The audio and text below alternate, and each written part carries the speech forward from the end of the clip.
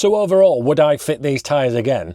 My BFG all-terrain tyres. Are they cheaper to run than standard tyres? And what's it been like for me using them for a while now? You asked for an update, so here it is.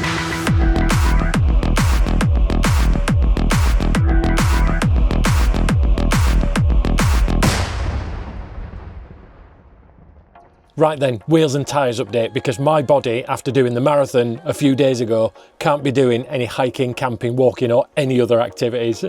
I did film the run, and if you want to see me suffering, go check that out after this video. Every time, pretty much, I post a video on YouTube, somebody asks either about Polytrol or the BFG tyres that I've got on the van right now. So I think it's probably about time that I did an update for you guys, now I've lived with them for a while. And before anybody jumps in the comment section, this video is not sponsored, this is just my thoughts and experience that I've had whilst owning these tyres. I'll say this from the very start as well.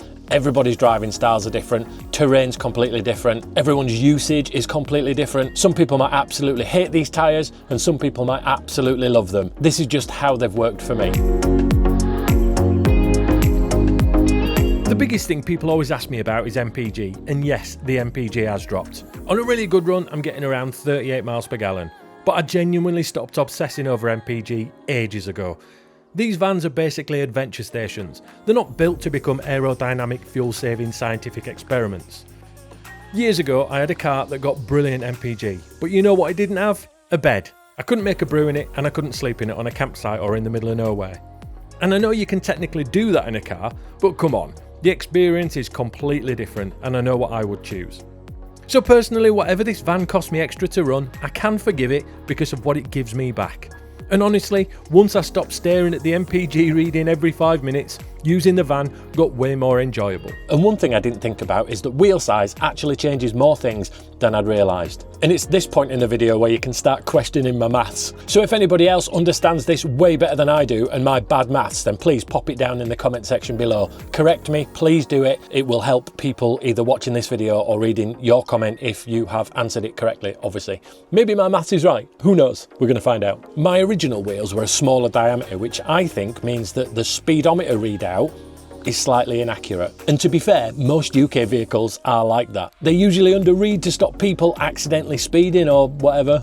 And on my old wheel setup, the speedo read 70 when the GPS, the actual reading, said 65 or 66. But now with the bigger wheels on, when I'm doing 70 on the speedo, it says 70 on GPS and 30 and 20 when I'm in the slower speed zones as well. In fact, those signs that light up with your actual speed as you're going towards them, it's pretty much bang on. So maybe, potentially, quite possibly, the MPG reading and the mileage reading is more accurate now than it was before. And that's where someone with an actual maths degree is going to save me in the comments, I am sure.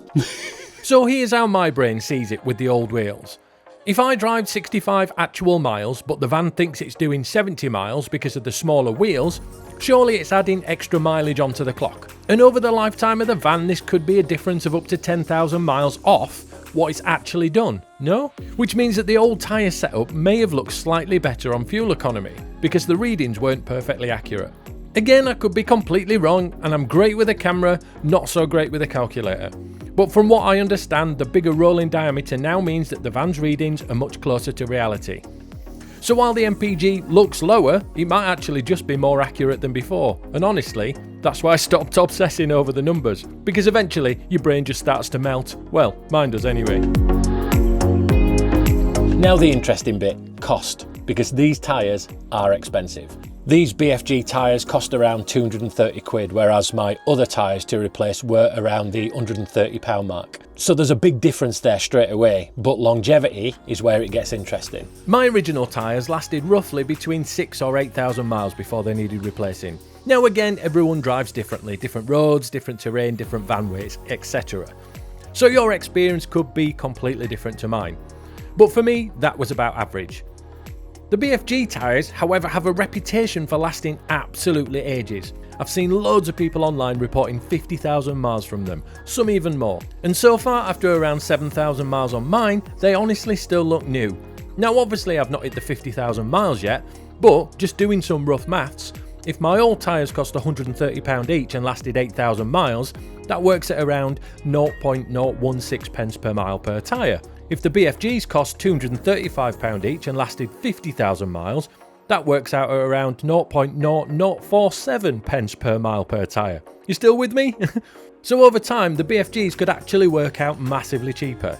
Very rough maths says over 50,000 miles, you go through roughly 6 sets of cheaper tyres. That's about £3,120 over that distance. Whereas one set of BFGs at £235 each would cost £940, which potentially means a saving of around £2,000 across 50,000 miles. Now again, somebody please check my maths because I'm dangerously close to accidentally thinking I'm correct. But even if that's remotely correct, that's actually a pretty impressive saving. I'll be honest, I've never taken these off-road. The closest I've come is a track going up to a campsite. I did stay at a campsite in January though, where the grass was quite muddy and boggy, and the only people that had pitched on the grass were me and a Land Rover. Somebody else did try to come onto it with normal road tyres and were basically just spinning and slipping about all over the place. And I'd be lying if I didn't say I had a slight smug face. And that's where having these tyres really makes sense for me. Because with all the rain that we've had here, there's a high likelihood that I'll be on a muddy field, in a campsite, on forestry tracks or gravel roads when I eventually build up the confidence to actually go off-road, and the grip has honestly been really reassuring. Even in the wet on normal roads, I've personally had no issues. No slipping and no aquaplaning.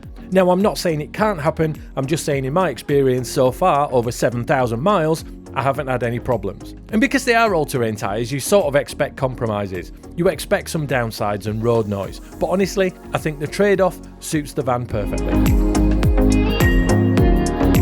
Now, noise. People always ask me about noise, and yes, they are noisier. You can hear them, especially on certain road surfaces. You get kind of a tyre hum, but after about a week you stop noticing completely. And at the end of this video, I'll show you a completely non-scientific experiment that I did, showing you the road noise and the MPG difference. One thing I will say though, they're an absolute bugger to clean, especially after a muddy campsite track or a good run down the M62. But I found that using a detailing brush actually helps loads.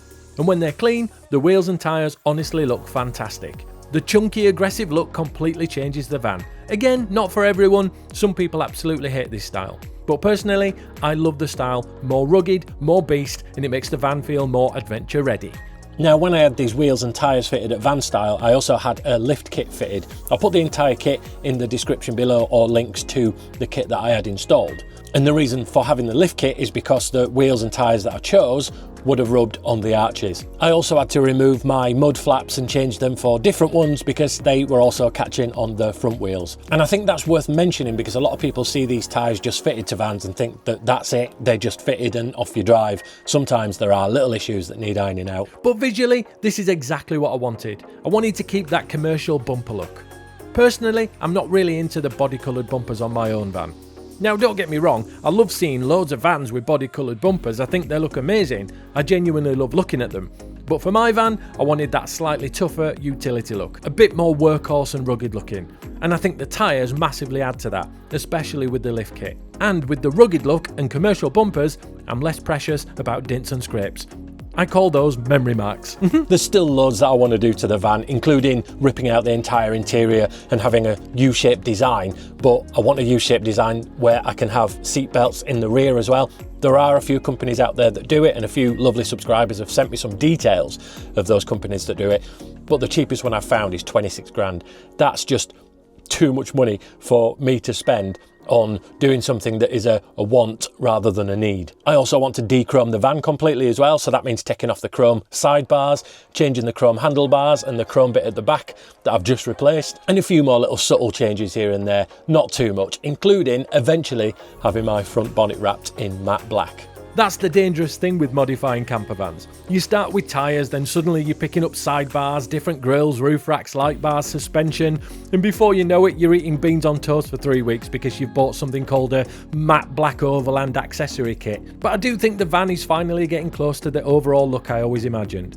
And I'll definitely be doing a full updated van tour soon with all the recent upgrades, because loads has changed since my last proper walkthrough. So overall, would I fit these tyres again? Yes, absolutely. They suit the kind of adventure vehicle personality.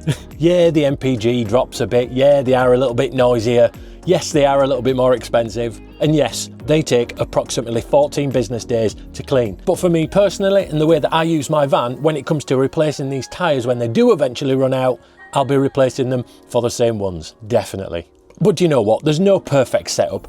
Do what makes you happy. It's your adventure station. Every time we get out of them, the view is exactly the same. Do whatever works for you and your lifestyle in your van. Right, I'm off for another bath to soak these aching muscles, if I can get out of the van. I might just sit in here for another hour. See you, bye. So now I'm going to give you an A/B sound test. The first test with my original wheels on, and the second test with my new BFG wheels on at 70 mile an hour motorway driving. The recorded decibel reading with the original wheels was 80 decibels. The GPS speed was 66 miles per hour, and the speedo read 70 mile an hour. Here's what it sounded like.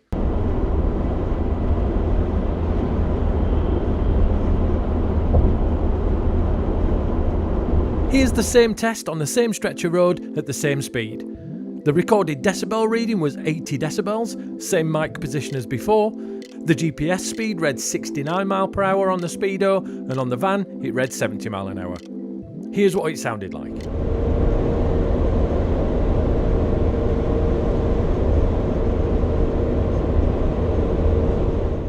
So A is original wheels and B is new wheels. I'm going to do a quick sound change and show you the letters on screen so you know which one's which.